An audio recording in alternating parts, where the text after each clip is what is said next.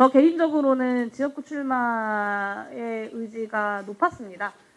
많이 언론 보도를 통해서 알고 계시는 것처럼 내부적으로는 여론조사를 통해서 경쟁력에 대한 조사도 했었고요.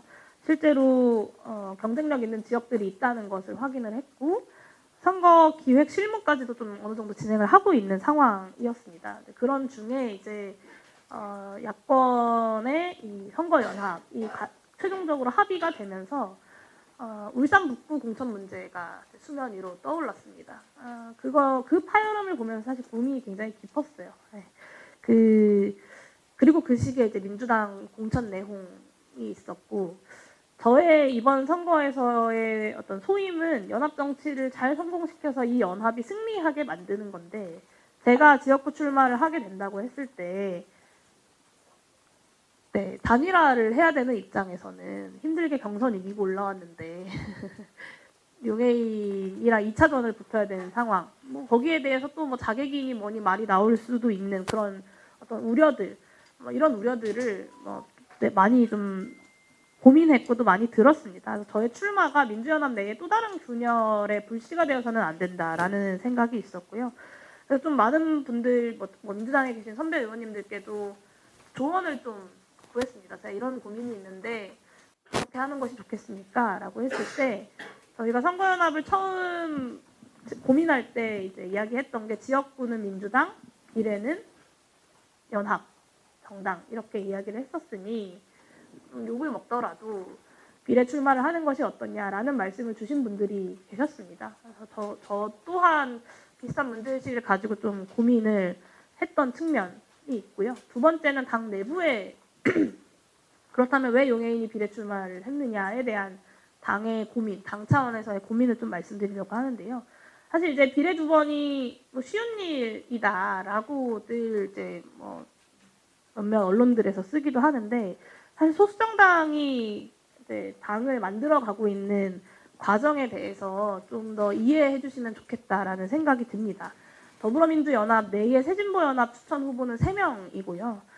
협상의 결과에 대해서 물론 당연히 아쉬운 마음도 있지만 어쨌든 연합 정치 실현을 위해서 저희는 새진보연합 내에서도 기본소득당 1석, 그리고 사회민주당 추천 후보 1명, 그리고 시민사회 추천 후보 1명 이렇게 그 3석마저도 저희는 연합 정치라는 취지에 맞게 좀 나눴습니다.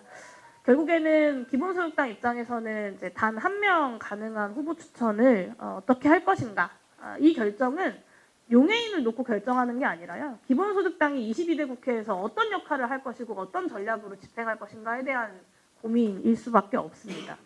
그래서 이 당 차원에서는 초선 의원으로서 새롭게 22대 국회에서 의정활동을 시작하고 거기서 성과를 다시 낼 것이냐, 아니면 재선 의원이 가지고 있는 기존의 어떤 의정활동의 성과들과 영향력들을 가지고 거기에서 다시 더 나아간 무언가를 할 것인가, 이 두 가지 선택지를 놓고 우리 당원들께서 많이 고민해 주셨다라고 저는 생각하고, 초선 의원으로 단 1명의 국회의원, 저는 기본소득당이 이번 선거를 통해서 5석, 10석 이런 의석을 배출할 수 있었다면 많이 달랐을 수 있다고 생각합니다. 근데 그런 게 아니라 단 한 명의 국회의원을 배출한다고 가정했을 때 기본소득당 차원의 선택은 무엇이 가장 효과적이고 효율적인 선택일 것이냐에 대한 당 차원의 고민이 있었다는 점 말씀드리고요. 사실 관례적으로 비례 2번을 하는 것이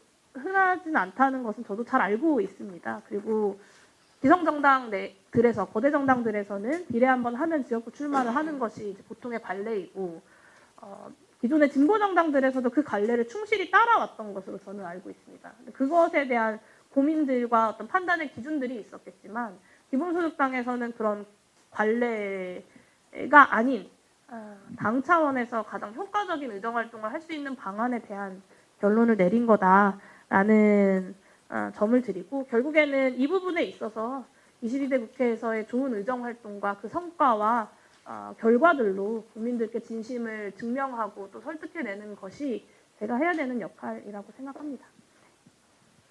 한동훈 비대위원장에 대해서는 별로 평가하고 싶지 않고요. 네. 이번에 그 이종섭 전 장관 출국과 그 시민사회 수석 막말 관련돼서 목소리를 좀 내셨더라고요. 사실 굉장히 좀 놀라웠는데 지난번 약속 대련의 결과를 저희가 다 보지 않았습니까? 이번에도 이 약속 대련의 끝이 폴더 인사로 끝나지 않았으면 좋겠다라는 생각을 가지고 있고요. 국민들이 지난 몇 개월 동안 그래도 국민의힘의 지지율이 조금 오를 수 있었던 건 작년 한 해 동안 보여져 왔던 그 오만과 독선과는 조금 다른 모습을 보여주려고 했던 것들이 국민들의 여론조사 결과로 좀 나타났던 것이 아닌가라고 저는 생각합니다. 근데 이종섭 전 국방부 장관을 호주 대사로 임명을 강행하고 출국시켜버리는 이 과정이 다시 홍범도 장군 흉상 논란을 만들고 공산 전체주의를 이야기하고 했던 그 오만과 독선의 모습이 다시 그대로 보여지는 것이기 때문에 당연히 국민들의 어떤 지지 여론은 떨어질 수밖에 없는 것이고 한동훈 비대위원장도 그 점에 대한 의식을 하고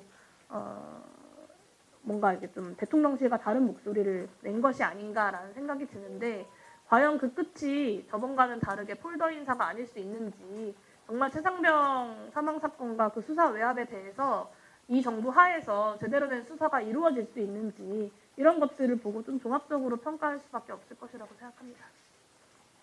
저는 이제 한동훈 특검법 이야기가 나오는 것이요. 그러니까 이런 뭐라고 할까요? 그 검찰 권력으로 흥한 자, 검찰 권력으로 망할 수밖에 없다라는 것을 우리 국민들께서 잘 알고 계시기 때문에 한동훈 특검법 같은 이슈들이 또 많은 국민들의 어떤 호응을 얻는 것이 아닌가. 그리고 윤석열 대통령과 한동훈 위원장이 그 부분에 대해서 명심해야 한다라고 생각합니다. 사실 이 정부가 정말 검찰권을 활용해서 통치 행위를 하고 있다는 것은 저는 부인할 수 없는 사실이라고 생각하고요. 그런 면에서 모든 정치의 영역까지 다 사법화되고 어떤 검찰 수사가 적극적으로 활용되어서 정치적 행위들을 막아왔던 지난 2, 3년간의 어떤 시간들이 차곡차곡 쌓여가고 있는 것이 아닌가라는 생각이 듭니다. 여기에 대해서 위기의식을 가지고 좀 국정 운영의 어떤 방식을 전환하지 않는다면 더 많은 국민들의 어떤 저항과 어떤 이런 흐름에 직면하게 될 것이라는 점을 좀 이야기하고 싶고요.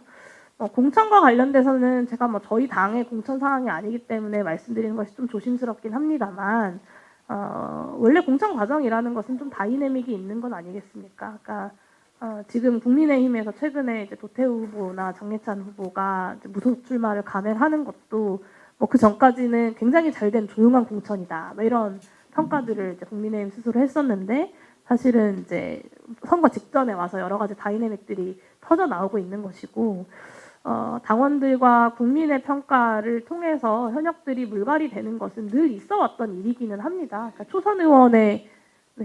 초선 의원의 비율이 21대 국회에서도 50%가 넘었었거든요. 그러니까 어느 정도 현역 의원들이 물갈이가 되는 것은 늘 총선 때마다 있어 왔던 일인데 다만 그 과정에 대해서 국민들께 평가받는 것은 이제 4월 10일 그 결과로 이제 평가받게 될 것이고 그 결과로 이야기할 수밖에 없지 않을까 싶습니다. 네.